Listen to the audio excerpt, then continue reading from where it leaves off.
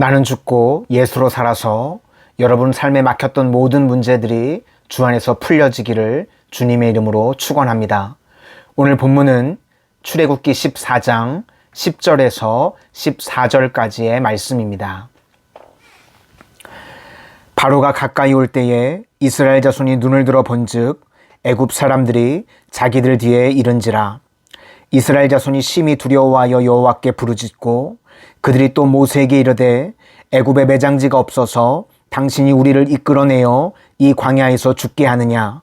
어찌하여 당신이 우리를 애굽에서 이끌어내어 우리에게 이같이 하느냐? 우리가 애굽에서 당신에게 이른 말이 이것이 아니냐? 이르기를 우리를 내버려 두라.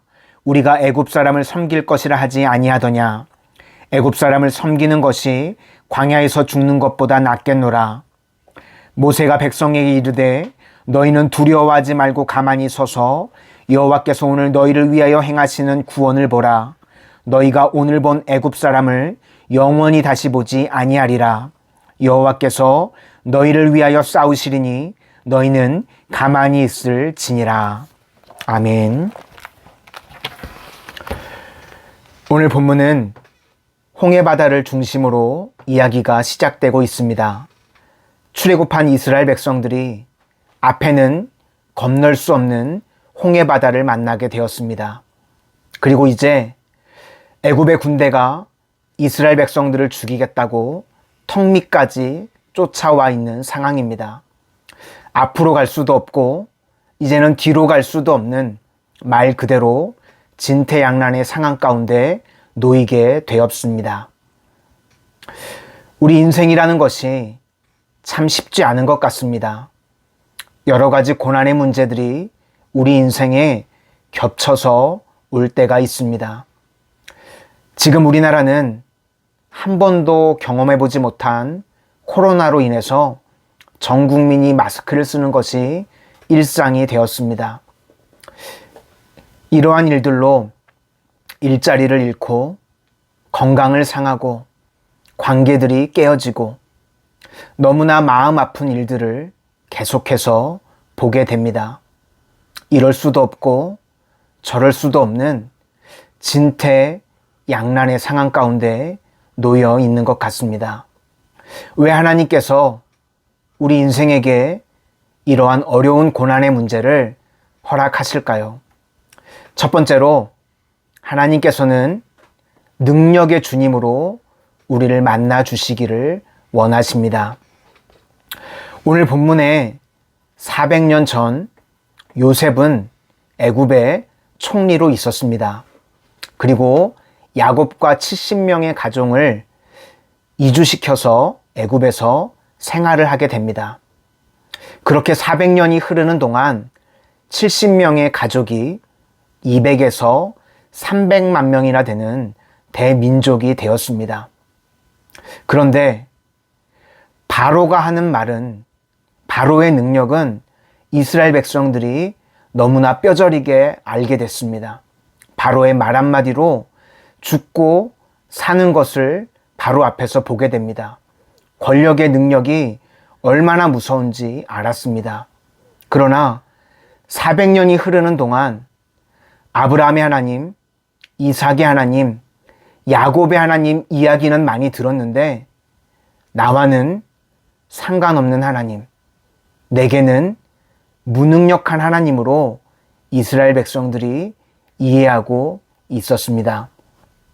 그래서 하나님께서는 오늘 사람의 힘으로는 도저히 건널 수 없는 홍해바다 앞에 세우시고 그 홍해바다를 가르셔서 능력의 하나님으로 다시금 이스라엘 백성들을 만나 주셨습니다. 출애굽기 14장 31절은 이렇게 고백합니다. 이스라엘이 여호와께서 애굽 사람들에게 베푸신 큰 일을 보았으므로 백성이 여호와를 경외하며 여호와와 그종 모세를 믿었더라. 홍해바다를 통해서 그 홍해를 가르시고 전능하신 하나님, 능력의 하나님으로 이스라엘 백성들을 다시금 만나 주셨습니다. 여러분 앞에 지금 어떠한 홍해바다와 같은 문제들이 가로막고 계십니까? 건강의 문제입니까? 혹은 물질의 문제입니까?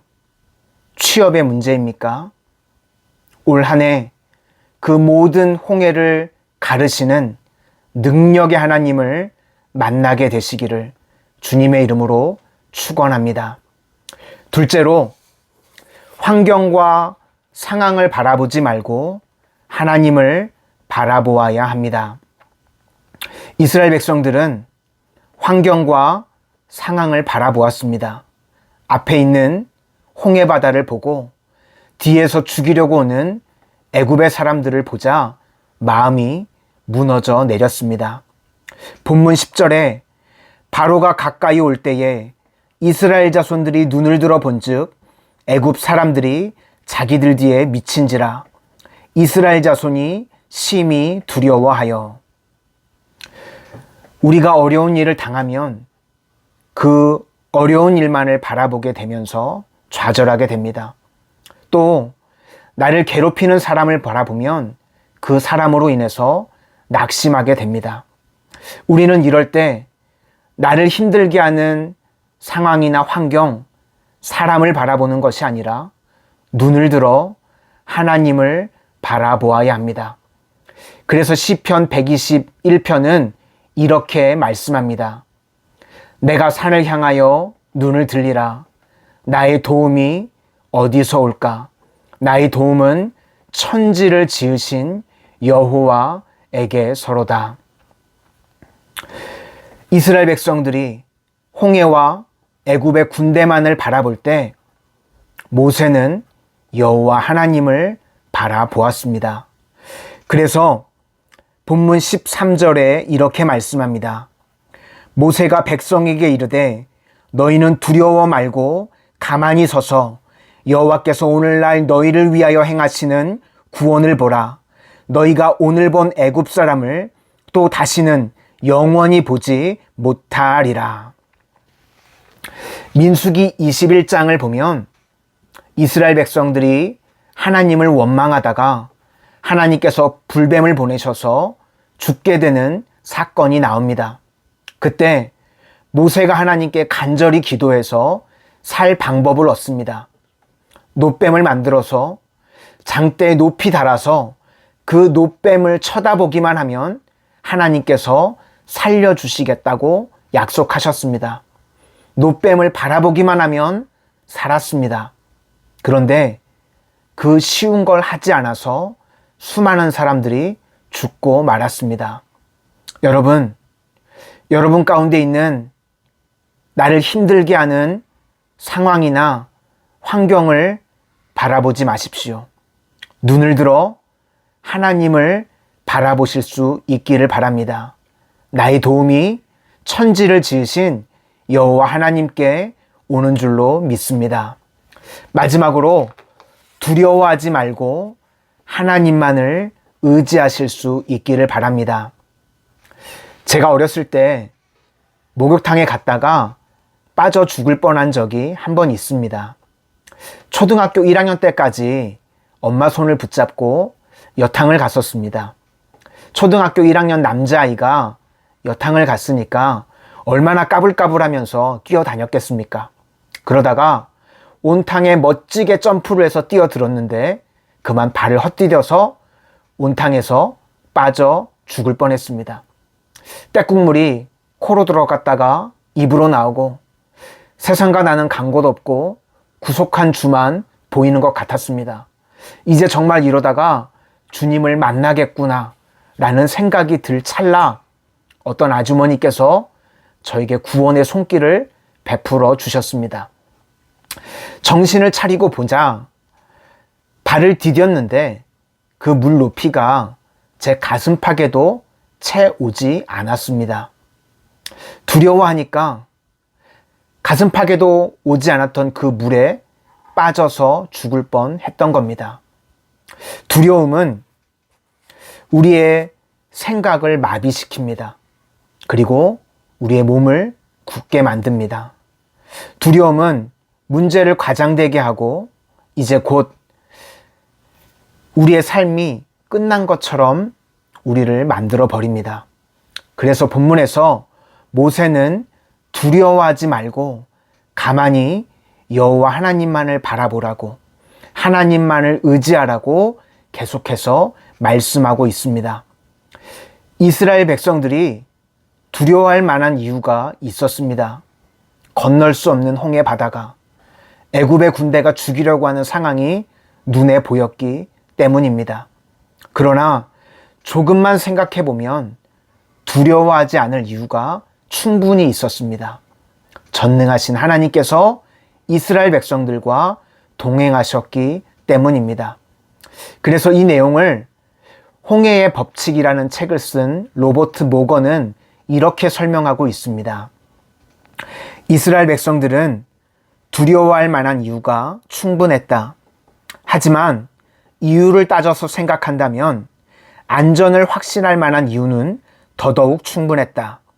그들에게는 동맹군이 있었기 때문이다.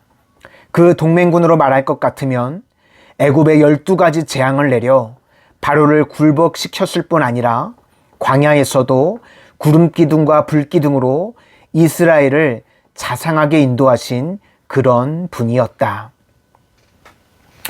지금 여러분 삶 가운데 도무지 해결되어지지 않은 문제가 있습니까? 앞으로 갈 수도 뒤로 갈 수도 없는 진퇴양난의 상황 가운데 놓여 있는 분들이 계십니까? 그렇다면 지금이 바로 능력의 하나님을 만날 때입니다. 여러분 앞에 놓여 있는 환경이나 상황을 바라보고 두려워하지 마시기를 바랍니다. 능력의 하나님을 바라볼 때 여러분들의 모든 막혔던 홍해를 가르시는 주님을 만나게 되실 것입니다.